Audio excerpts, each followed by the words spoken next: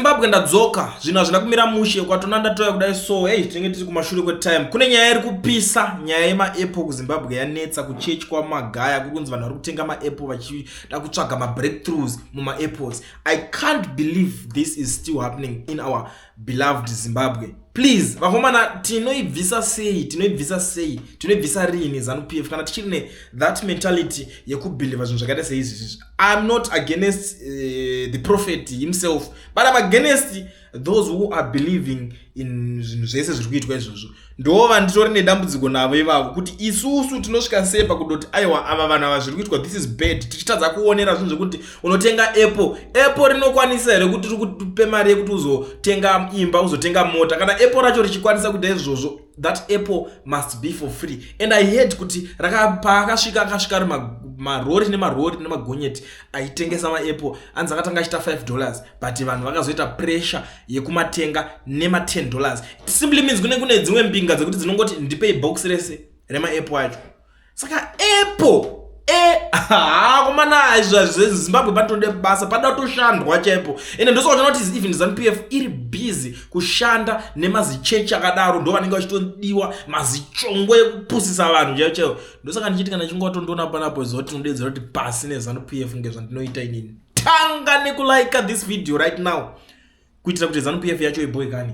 Hatingakwanisika kuramba tichingosekerera zvinhu zvakaita seizvi. Hatingakwanisika kuramba tichingodaira zvinhu zvakadai sokuti zvinge zvichiramba zvichinzi zviri kuitika munyika yekwedu. It's unacceptable.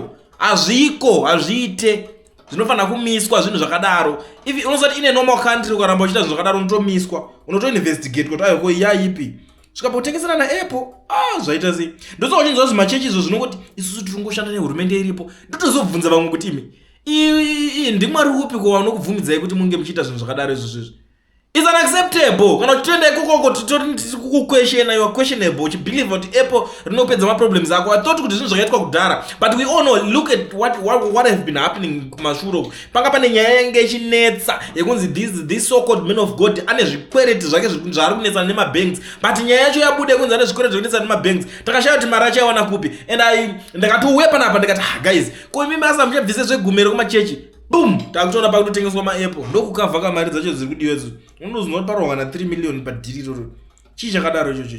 Right. MuZimbabwe iko zvino zvipari kubuda imwe nyaya according to the Metro papers authorities in Harare exploring the possibility of enforcing the payment of parking fees 24 hours a day. Discussions through still it's a preliminary stage. As of now, parking fees are paid from 8 a.m. to 4 p.m. This means that payment for parking fees is only enforced in the Harare CBD for 8 hours. Saka nyaya iri panapa iringotaurwa ndire kuti vagadzirira kuda unopinda kuti vatange kubhadharisa vanhu mari nemanheru futi. I don't know kuti zvichatibatsira chisu seZimbabwe.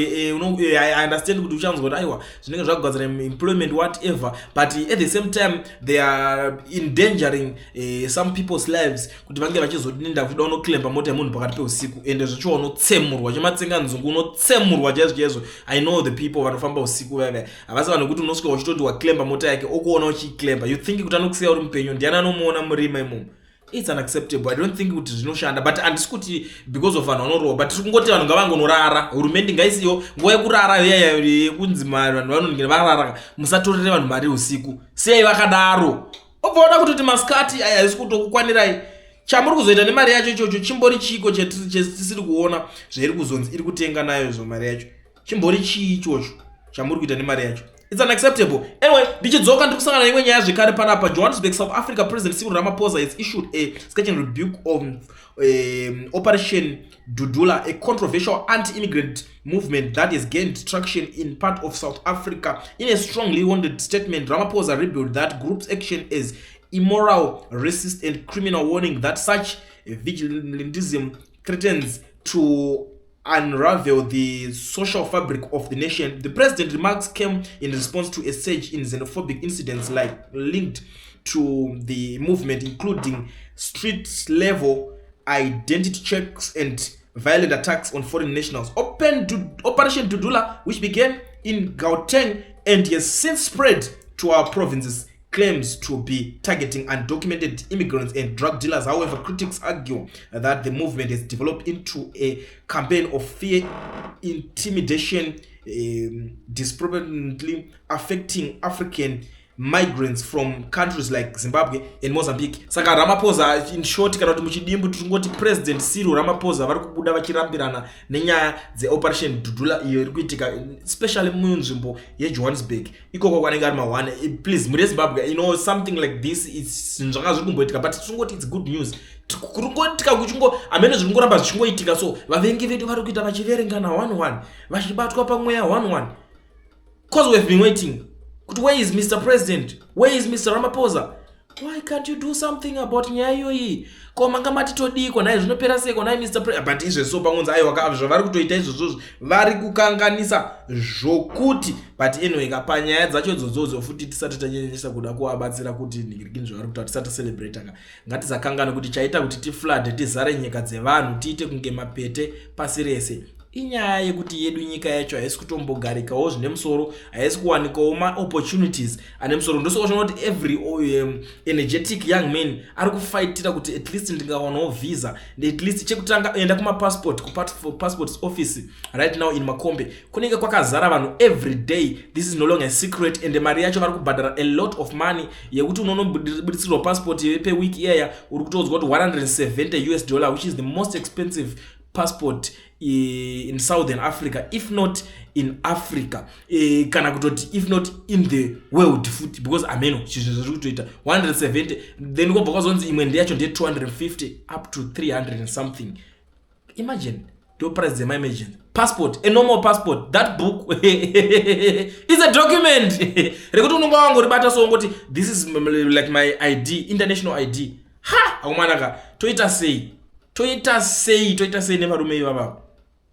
But anyway, tikangoziva zvikonzereso izvozvo zvinoita kuti tizonyanye tichizara, because ukaona munhu akuzonzi azonzi uyu ari kuzonzi undocumented tichi ndokwa zvinenge zvakatangira. Sometimes mari unongotadza kuibata. Amana to be very honest, in South Africa mabasa acho haasi kumbobhadhara mari svino. Imagine uchishandira kana murungu uchitiswa chigarden boy unokupiwa zvima 5,000 something, 5.5 or up to 6,000 rands or less, you know. Mari iyo unoshandira the whole month, unoda kubhadhara mabills, rent, unoda transport yekuenda basa ikoko, une mwana, une mai vari kumusha, une vabereki, une hama neshamwari, unana tezvara ipapo vese vari kutarisirawo kuti varida kuonekwawo something like akumana unotodini ndopa tikuzongoti pasi nechi neZANU-PF every day kuti aiwa patiri kuti pasi paipa tiri kuti aiwa chimbomirai chazviyazvo mukuzvitadza zvinhu izvi tochigara tichivareminder every day. But anyway, ndangoti ngofura panapa nema-updates muri Zimbabwe. Munoziva kuti inini I will never disappoint. Ndogara ndakachibata chibasa ichi ndichimeka sure kuti manzwa zvese zviri kuitika unongozivisana muri kwamuri ikoko, manzwa here zvataurwa paCoolient.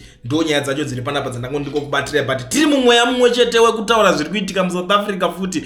Kana uri muSouth Africa uchida kuregisterwa company usina work permit kana study permit, unobva wavhurwa FNB business account. Pana anonzi Owen, chibasa ichocho ndechake, ndiye anochigona. Bata Owen pane namba dzandikukisira pa screen izvo, so usaswera uchikumbira uchivharirwa kunzi hauna bank account uchida kuti mari dzako dzipindire momo. Chingovhurisa yako ndokuzvipedza. maZimbabweans vakajaidzwa vakajaira kuda kungovhairira vanhu zvisina nebasa rese. Bata Owen panhamba idzodzi dzandatokuisira idzi uvhurirwe yako. Kana zvemabookkeeping zvanetsa futi mbate inhamba idzodzi tigare mataura naye price yakachipa, handisi kuzotaura bosi anotadza kutozorarama kungofona.